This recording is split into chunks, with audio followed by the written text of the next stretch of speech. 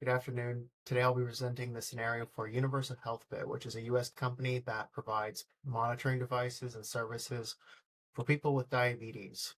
They work with specific customers and also with businesses on providing these devices, and also are seeking to develop a platform that scales with their current customer base of 1.5 million customers that will eventually expand to the within the United States and Canada, as well as within European markets, to eventually 7 million customers total.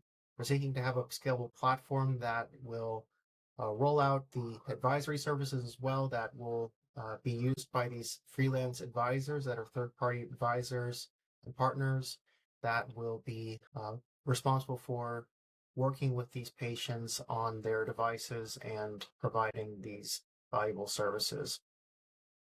The risk identified is that since we are will eventually operate within the European market, that we're going to need to comply with GDPR, with Shield and Privacy Center that will provide the customers within the European market data access rights. And then, of course, we're dealing with PHI, public health, personal health information. So we'll need to have encryption in transit, which is enabled by Shield, as well as event monitoring to ensure that we are keeping data secured. There's additional risks around governance, and we'll talk about those later on in the presentation. Assumptions that I made is that the Salesforce will be the system record for the customer master data, as well as for product master data and the ordering. The ERP will be system record for the product lifecycle, so managing the product ordering, fulfillment, and invoicing. The vitals tracking system will be the on-premise database for the device feed data that is monitored by these customers. The asset management system will be system record for the device master data. So when they are logged initially and set up by the customers, it'll be reported there. Website and web shop, which is currently set up as a LAMP-based CMS, will continue to be maintained, but we'll use Salesforce master data for product data as its backend for pricing data.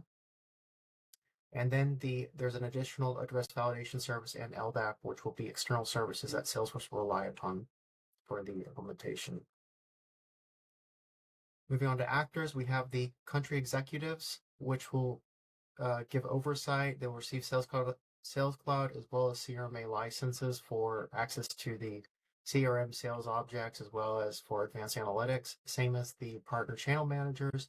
That will be the management for the partner channel reps. The partner channel reps will receive Sales Cloud license for their ownership of the resellers and distributors. They will be the account managers in that case.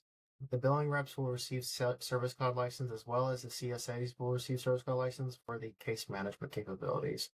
Patient customers will receive customer community license for access to their own records. The distributors and resellers will receive partner community license for the partner role that they play. Given the fact that there is going to be also an account hierarchy as well, they will have and also that they are selling to customers, they will receive those partner community license for the ability to sell to other customers. And then the freelance health advisor will receive the Customer Community Plus license for their role as advisors, and the ability for them to see other customers and provide them support.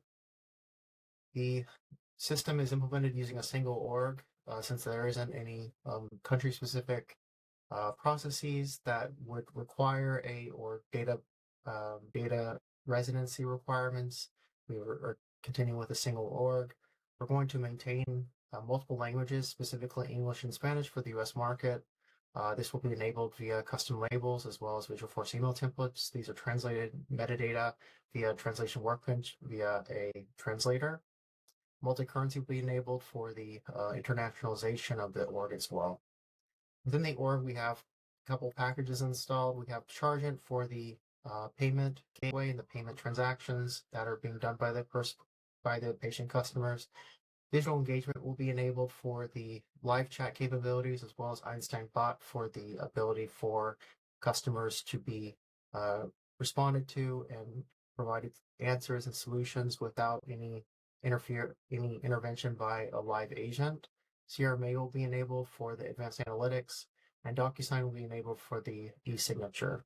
Internal users will authenticate to Salesforce via Okta. Okta will be sending SAML assertion responses to Salesforce for authentication, and Okta will federate identity with the Okta Active Directory and the LDAP server that currently exists for internal users. The external customers will access the customer app using the mobile SDK, which is a native app.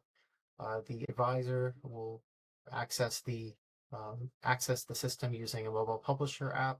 There's additionally a partner portal for them that will allow for partners to log in using the native Salesforce credentials.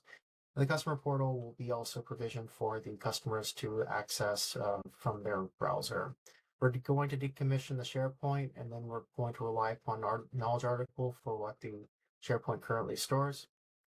The ESB will facilitate the API-led connection for these different services, as well as the connection between Salesforce and on-premise systems, including ERPs and the vital tracking system and asset management system. There's going to be a proxy agent that MuleSoft provides that will be within the DMZ that will enable for the on-premise systems to connect with Salesforce.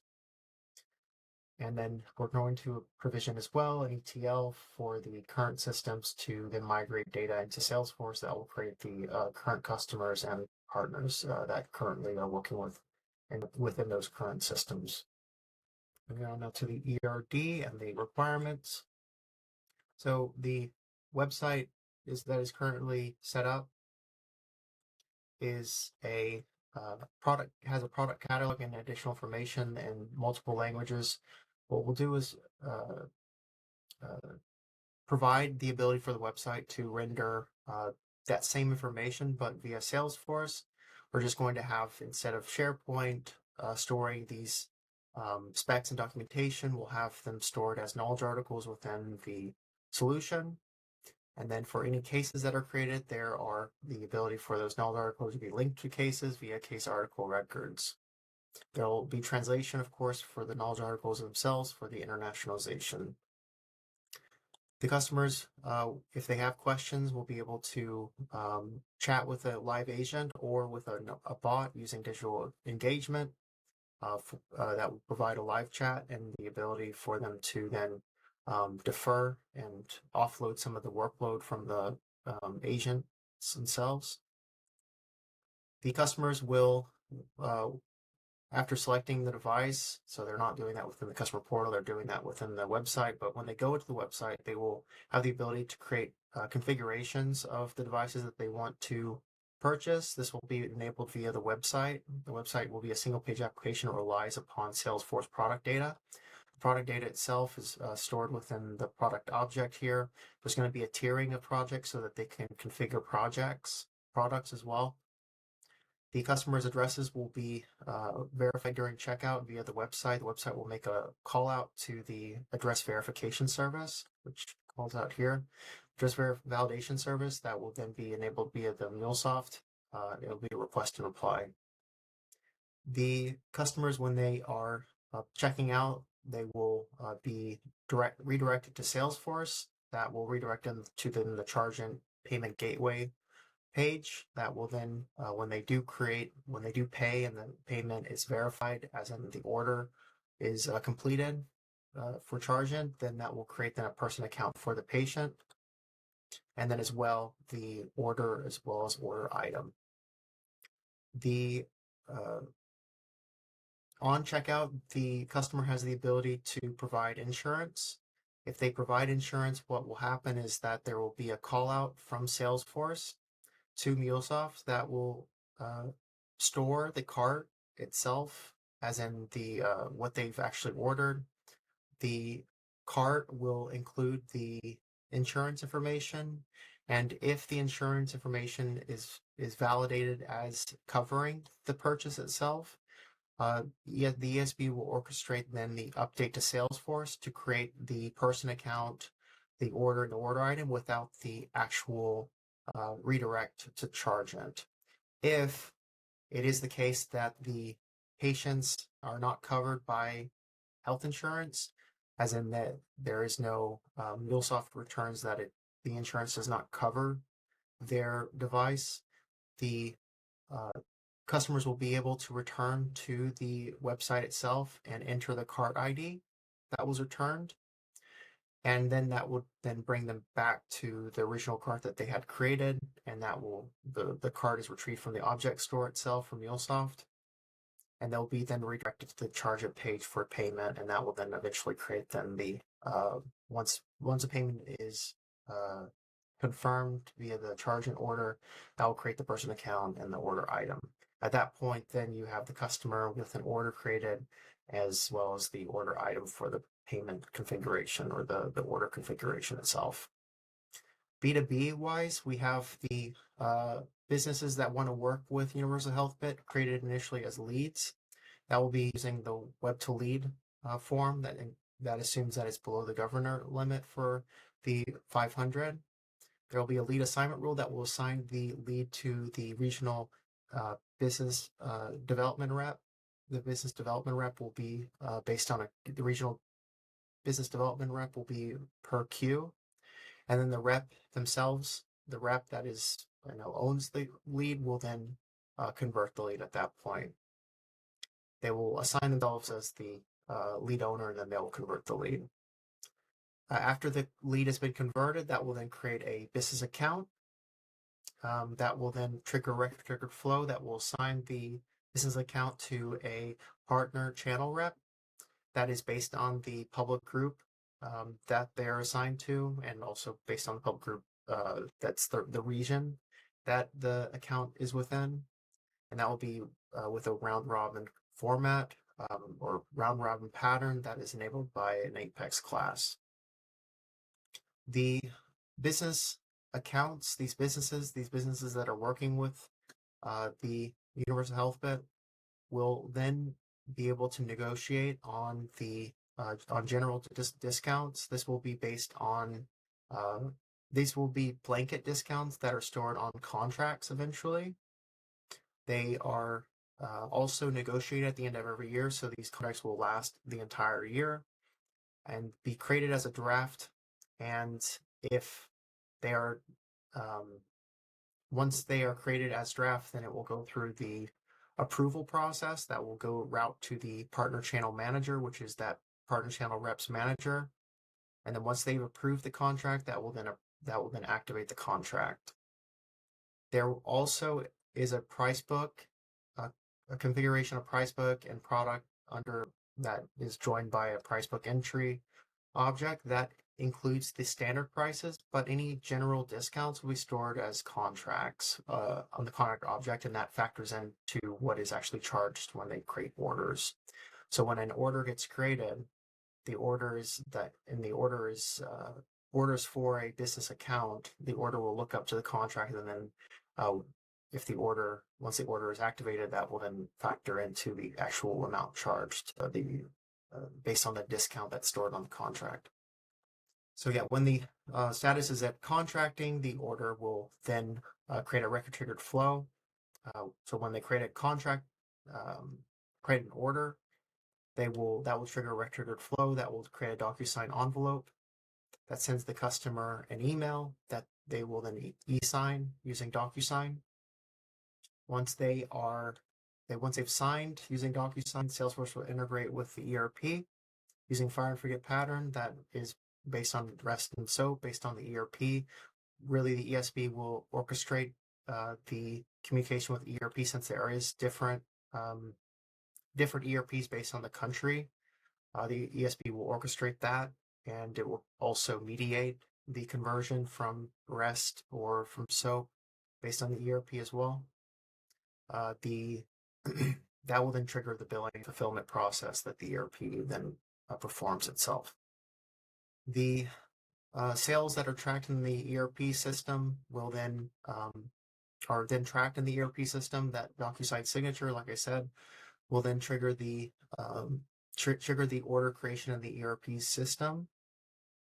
For patients, customers on payment, on the charge of payment, the ERP will be communicated The invoices and payments are then posted to the ERP system using MuleSoft as well. This is also fire and forget since we're just communicating facts to the ERP system. And then once the order is completed and shipped, the status is updated in the ERP system, and Salesforce will be updated as well using a remote call-in, where Salesforce will update its order status, so the status of the order itself as shipped, and that also will factor into how or if the orders can be canceled in the future as well. When patients purchase an advisory package, that's when the health advisors get involved. Health advisors are stored as person accounts, and they're owned by the sales reps themselves. When the patient purchases an advisory package, what it will do is create a work order with the price book, so the order item from the advisory product that will create then via register flow the work order line items per step with price book entries from the metadata that is predefined for the different work orders. That will also create work order share records for the 10 different health advisors that are notified. They'll have access to the work order and be able to then whoever it's kind of a race to whoever assigns themselves, but one health advisor will assign themselves to the work order, and then that will then delete the other share record, since that is a change of ownership at that point. After the customer receives their product, the customer will pair it with their Bluetooth-enabled smartphone. This will be using the app for the customers. Like I mentioned, the customer app is using Modal SDK, and it's a native app, so they will log in using their Facebook or X credentials, and that will be authorized using OAuth code plus Pixie Flow, since it can't securely store the client secret. It will be using OIDC as the authentication protocol. And then once they've activated the actual device, the app will integrate with the ESB. That will then communicate the device ID and the customer ID. The devices themselves communicate hourly status updates to the vitals tracking system that are then communicated with the MuleSoft proxy agent and then communicated back to Salesforce. That is being done. The ESB is doing a lot of the orchestration here, so the ESB will communicate with both with the asset management system that a device has been activated. Once it has been activated, as in once the ESB has been notified that the device has been activated, the ESB will communicate with Salesforce to insert the asset, and then also update the customer and the status of the asset itself as active. The smartphone app will also enable customers to access support resources in their history of insulin levels based on the histories that are stored within the asset management system. This will be using request and reply, where the app will make a request via Salesforce to the asset management system and via the ESB to the asset management system, and then be able to fetch in real time any history of insulin levels. This will be also using pagination, so that we're not requesting all the history in real time. It's going to be just 10 history, or it's going to be based on a query parameters.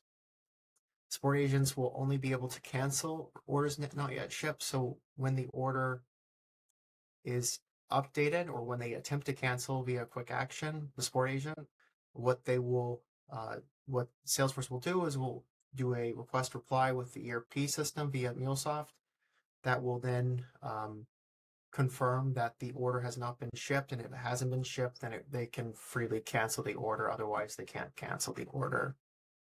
Patients who have bought an advisory package should be able to securely exchange messages with the advisor using the chatter on the work order. The work order is accessible to the health advisor since they are the owner of the work order. The customer device reports that are made to the vitals tracking system include whether or not the insulin level has reached a critical level.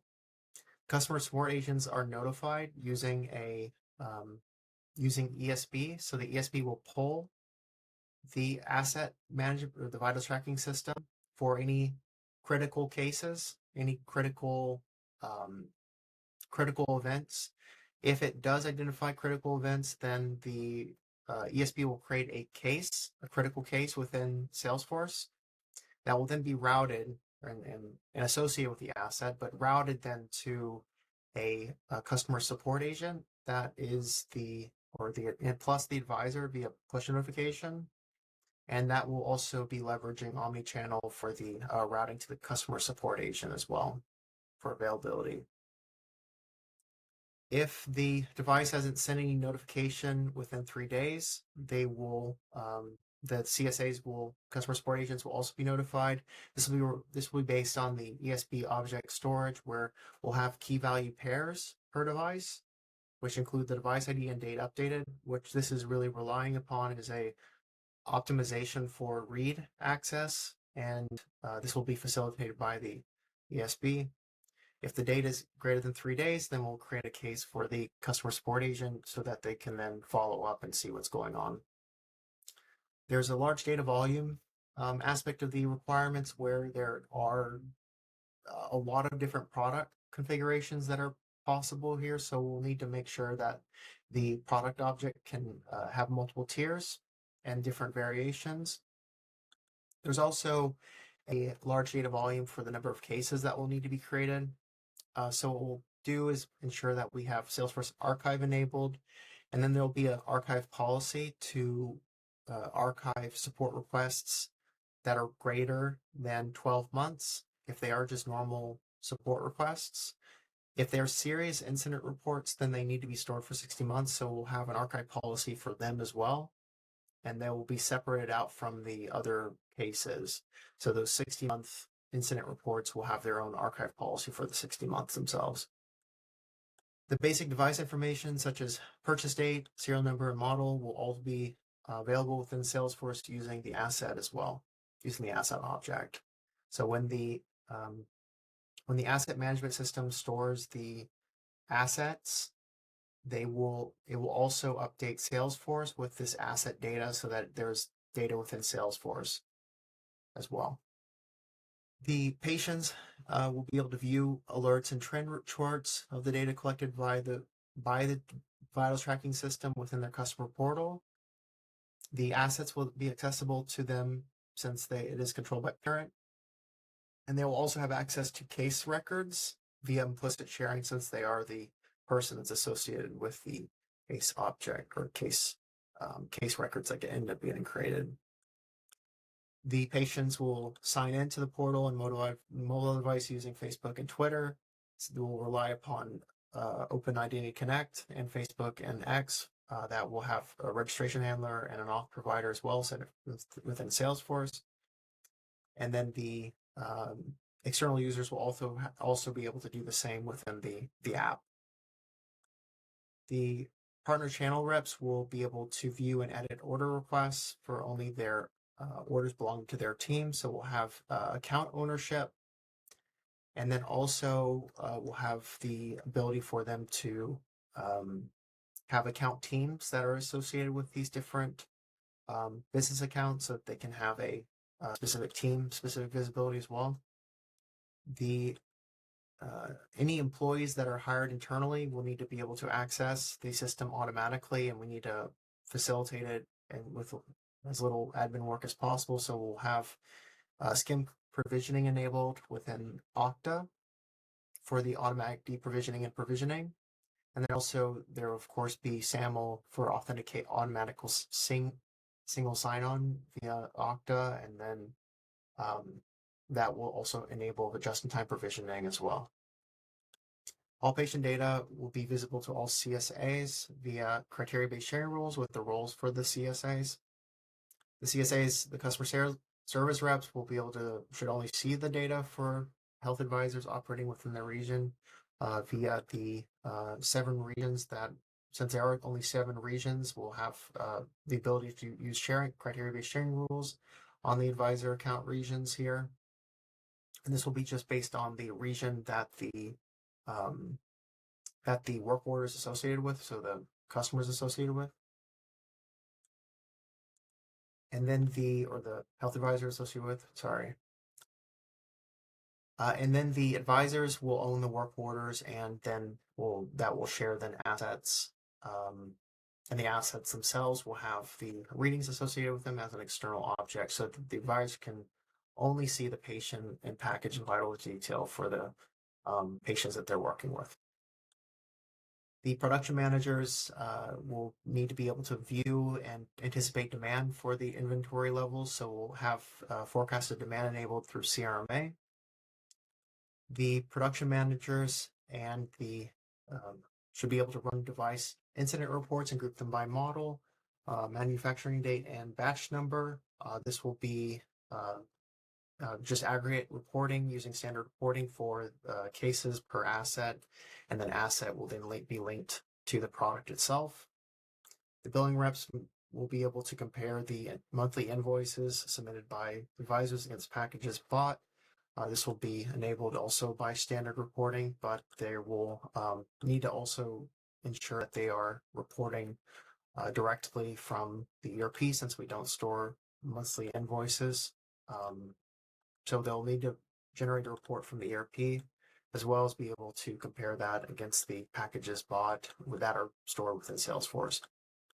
The health advisors will run reports and need a overview of requests and patients and invoices by status. We'll have them be able to run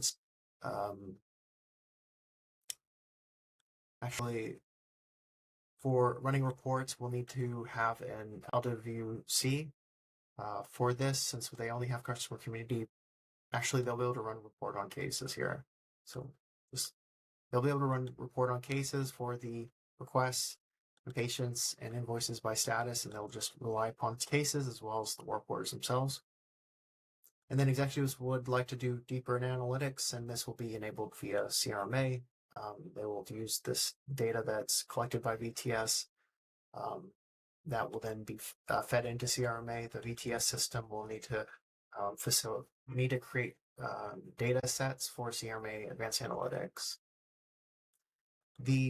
There's a risk around distributed teams and regulatory technical constraints, so we'll need to make sure that there's a governance structure that enables distributed teams, and also a project methodology that also works well with distributed teams. So we're going to take a 3+1 governance model where we have a distributed, we have a centralized authority via steering committee, and then we have individual project teams and product owners, and hybrid COE model, where we have a distributed COE that has a centralized authority for the initial guardrails, and then you have region-specific guardrails that are set up by the regional COEs, and then they roll out. There will be the need for, like I mentioned, a global COE with architectural standards, and then there will be spoke distributed COEs that are per market, that will be also embedded with legal guidance counselors for the COE standards. The functions that are hosted on Salesforce will be hosted on Salesforce, and there will be a release approach that will need to be enabling the ability for a phased approach, because right now there's of course right now the USA system for ERP is not actually ready for rollout. So what I recommend doing is using the Canadian market as a pilot with the SOAP ERP, and this is enabled via hybrid waterfall agile approach. What we'll do is have a CI/CD process that will be enabled by GearSet, that will have the ability for developers to work within their own individual teams, and then they will branch off a trunk and then deploy to the CI/CD environment that then promotes the changes to QA, UAT, and then eventually releasing to production. This will, once the success of the Canadian pilot has been proven out, then there will be USA release with the ERP at ready state, and then EMEA will be released subsequent to the USA release, reusing USA Dev to ensure that we're minimizing the duplication of the effort. And then we'll also follow the sun. We'll use follow the sun governance for the team that is based in India, since there is a time difference as well. So we'll need to make sure that we are following the sun. We have a governance structure that is not constrained by the time difference as well. And that concludes my presentation. Thank you.